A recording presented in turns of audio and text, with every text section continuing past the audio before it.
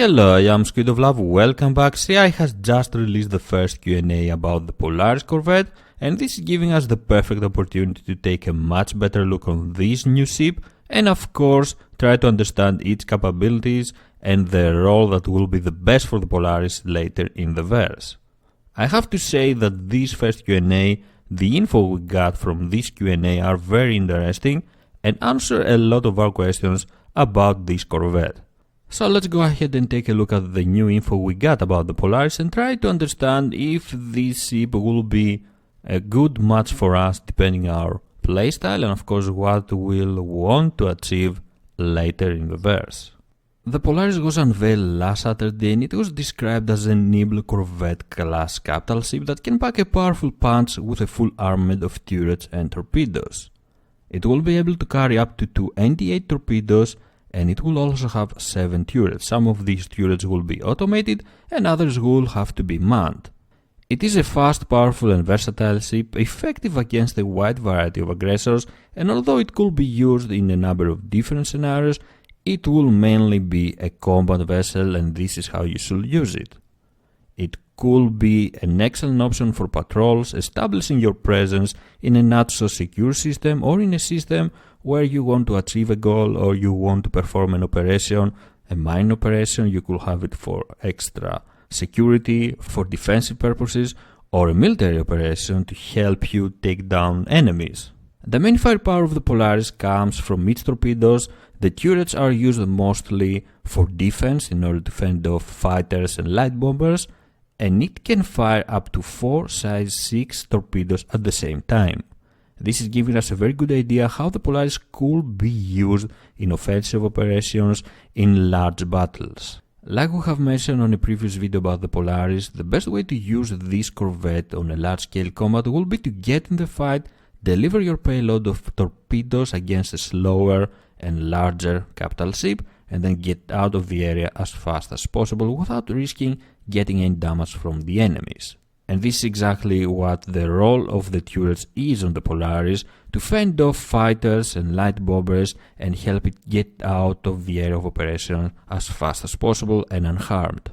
Something very interesting that was mentioned in today's Q&A was that the best targets for the Polaris will not only be bigger and slower capital ships but also installations in case of sieges in space, and this is definitely something I can't wait for. It's like CI is giving us an idea of how awesome Star Citizen is going to be in the future when all the features will be implemented.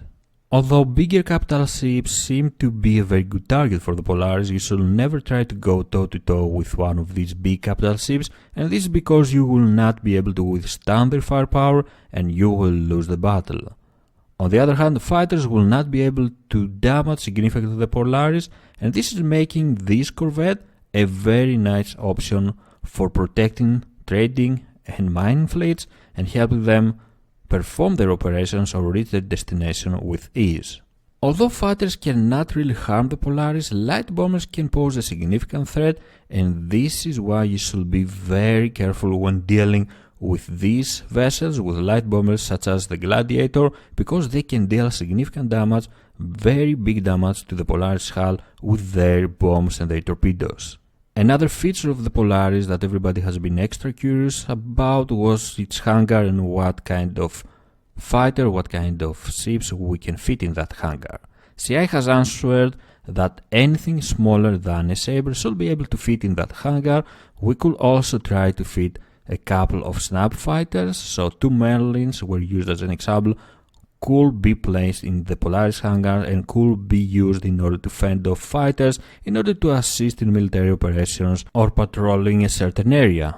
This is definitely very interesting. It increases the capabilities of the Polaris as a combat vessel and of course help the group that will be operating the Polaris to perform more roles, to have more options in case of a fight.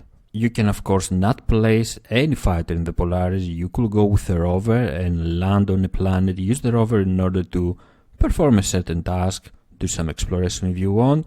It's up to you what you want to do with the Polaris. You have the capability to carry a small fighter, a couple of snaps fighters or a rover in order to suit your playstyle. At the same time, let's not forget that the Polaris could perform as a rearm and refuel platform for the rest of the fleet, for some strangers if you want to offer your services, so the hangar could be left empty in order to work in that way. The rest of your fleet, your buddies, can get inside the hangar, rearm, refuel, and then get out and continue their operations. The Polaris Corvette will have a maximum crew of 24 persons and 7 stations in total.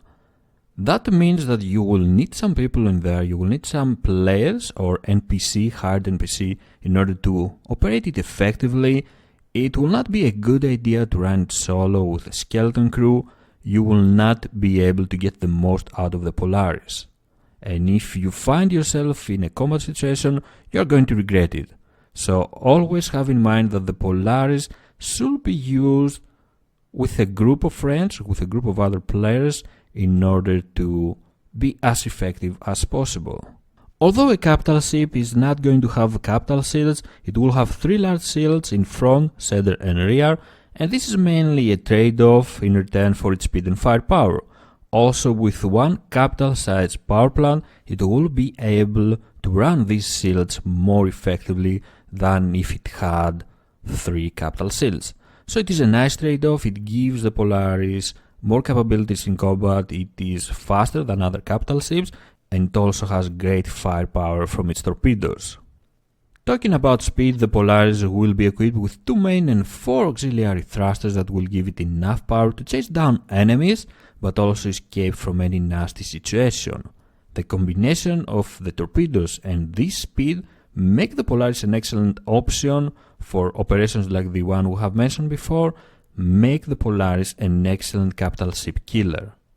It also has a cargo hold of 216 units, and that means that in theory it could be used as a training vessel. You could use the Polaris in order to deliver cargo from point A to point B, but that will not be the best option, will not be very cost effective. It will be quite costly to run a Polaris with full crew, to run it effectively, so delivering cargo might not be the best idea. You could of course try to deliver something really viable that will give you a nice profit, or you could use the Polaris in order to protect trading fleets.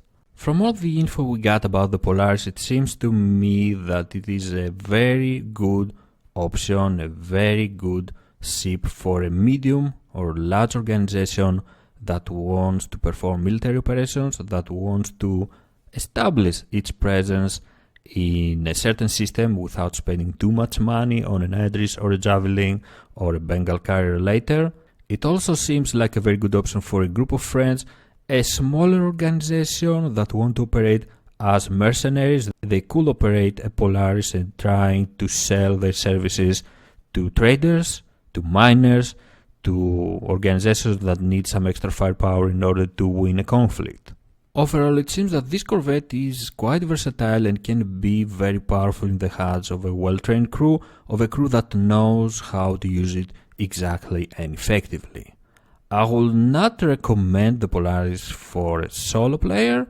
I think it's going to be a waste of your money, a waste of your resources in the game later. But if you can gather friends, if you have teammates from your organization, then this is definitely a very good combat vessel to have in the verse. So this was the Polaris, a very impressive and interesting ship. What do you like the most about this Corvette, and how are you going to use it later in the persistent universe, in Star Citizen? Please let me know. Thank you very much for joining me. If you enjoyed the video, please don't forget to leave a like and subscribe for more. I am SquidofLove, and I will see you next time. Bye bye.